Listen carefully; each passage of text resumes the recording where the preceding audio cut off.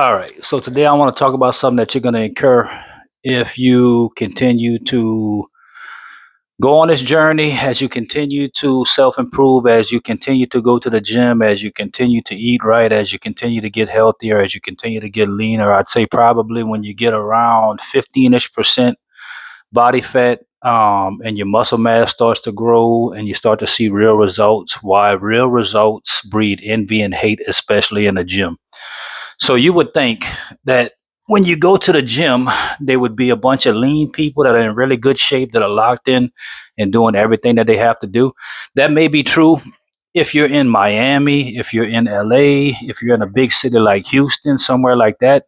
But if you're where I'm from, in a place like I'm from, in the South, Louisiana, Mississippi, Alabama, any of these places where the obesity rates are sky high, you're not going to see too many actually lean, in good shape people that have actual muscle mass in the gym. So when you're fat and you start this journey, 30%, 35%, 25%, 28%, any of those high percentage rates, nobody's even going to look at you. Nobody's going to acknowledge you. Everybody's going to mind their business because you're going to be normal and you're going to be average like everybody else in there. Now, are there some lean people and some people in shape in the gym? Absolutely. But it's the same people that you see day in and day out. You never get hate from those people because they locked in doing what they got to do too. And they're too busy worried about themselves to be worried about you.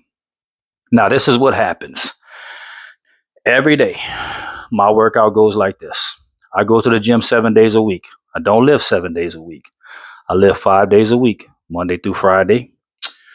I walk in the middle of my sets to get 10,000 steps while I'm in the gym. So I was walking today, and the person that was in the gym with me overheard a conversation between three guys. Now, she didn't specifically say she heard them say it was me, but due to the fact that I'm the only person that does that in there, they made a slick comment saying, "Oh, what is he going to do? Walk for 3 hours while he's in here?" Now, let me tell you about these three guys. First of all, one of them's about 5'2". I'm not hate hiding. I'm just talking about reality. He's 5'2". He always wears a workout lifting vest, whatever you want to call it, and tries to power lift while he's in there. And he has his two comrades in there with him. They're all out of shape. All of them have bellies. They all look like they're about to pop.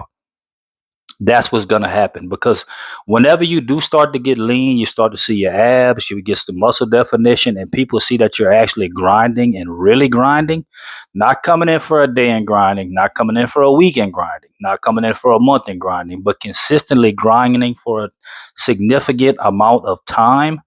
You are going to see that people are going to start hating on you. They're going to start saying slick comments to you.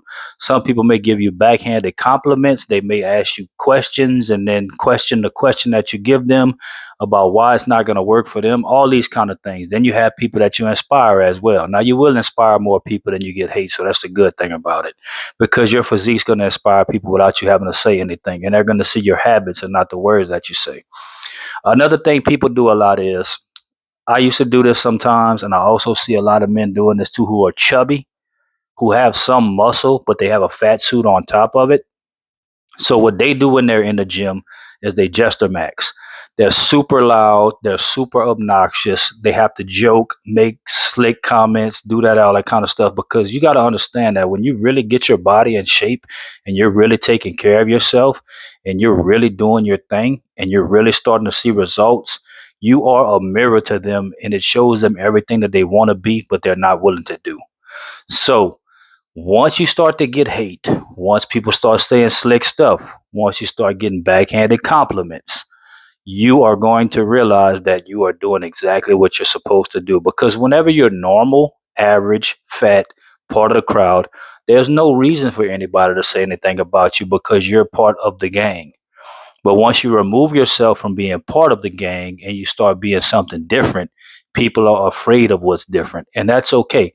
See, I know you may think that once you get on this journey and that you really lock in, that things are going to change in a positive direction. They will change in a positive direction personally, but socially, they're not because you're going to be different than most people. So you're not going to align with most people. Most people's life consists of waking up every morning, going to a job they hate, eating like shit, Go and get fast food after they get off, getting fatter, watching Netflix, going in all day, falling asleep. That's the average man's life out there. When you start to level up, you start to change, you start to become fit, you start to become healthy, you start to take care of yourself. You're going to eliminate most people from your life just from that, because nobody wants to be around somebody that's doing something that they're not doing that they really want to do. Because I don't care what anybody says, I don't care about fat acceptance, any of those kind of things. If they had a button that was created that you could hit and it would say, instantly give me the physique and the body that I want, there's not a person on planet Earth that wouldn't touch that button. Unfortunately, there is no button like that. And this journey is a long, lonely, solo, patient mission that never ends.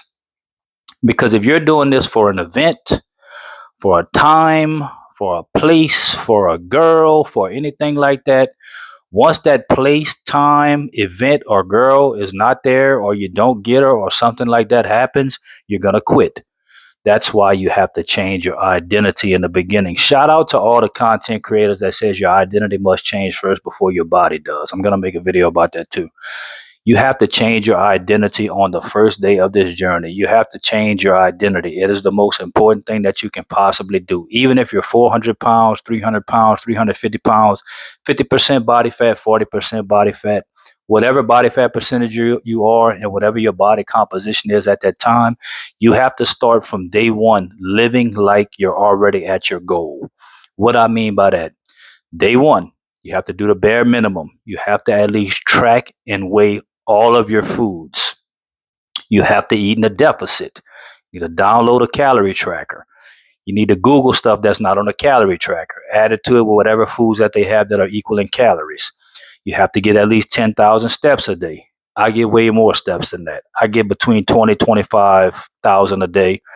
I'm just very active. I've been doing this for about 6 months, so I have the energy expenditure to do it, which also allows me to eat more calories and be in my deficit. If I was lazy, I would still eat in the deficit. I just wouldn't be able to eat as much food. And why I move so much is because I want to be able to eat as much food as I possibly can and still be in a small deficit, because whenever you get to the body fat percentage that I'm at, 13.8, 14%, the fat is going to move off you slower, and you want it to move off you slower. You want to slow down your fat loss rate because you don't want to lose muscle mass, and you want to gain muscle mass in the process. So the way that I do that is I upkick my activity level so I can eat more food throughout the day to feed my muscles and to feed my body.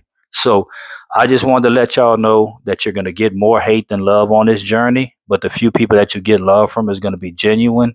You're going to inspire people, but most of all, you're going to get people to hate you, and you're going to make them look at themselves and realize why they're so miserable. But don't let it affect you. Don't let you get it off your pivot. Just realize they're talking about you because they're not you. And the most important thing in life to remember is don't trip when people are talking about you. Trip when they stop. Thank y'all for tuning in. I'll be back. Y'all have a good day.